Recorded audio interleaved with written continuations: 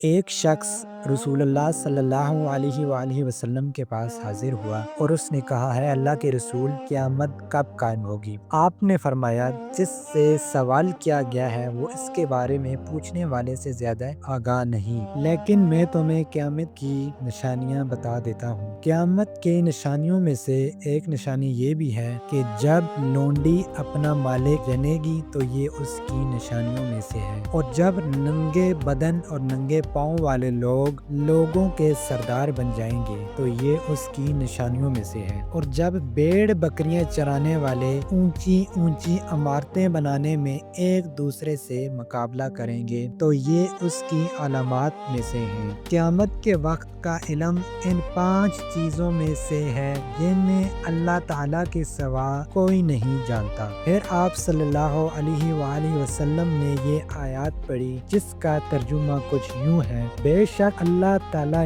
ہی کے پاس قیامت کا علم ہے، وہی بارش برساتا ہے اور وہی جانتا ہے کہ ارحام ماؤں کے پیٹوں میں کیا ہے۔ کوئی ذی روح نہیں جانتا کہ وہ کل کیا کرے گا، نہ کسی نفس کو یہ معلوم ہے کہ وہ زمین کے کس حصے میں فوت ہوگا، بلا شبہ اللہ تعالیٰ علم والا خبردار ہے۔ حضرت ابو ہریرہ رضی اللہ عنہ نے کہا، پھر وہ آدمی واپس چلا گیا تو رسول اللہ صلی اللہ علیہ وآلہ وسلم نے فرمایا، اس آدمی کو میرے پاس واپس لاؤ۔ صحابہ اکرام رضی اللہ عنہ اسے واپس لانے کے لیے بھاگ دوڑ کرنے لگے تو انہیں کچھ نظر نہ آیا۔ رسول اللہ صلی اللہ علیہ وآلہ وسلم نے فرمایا، یہ جبرائیل علیہ السلام تھے جو لوگوں کو ان کا دین سکھانے آئے تھے۔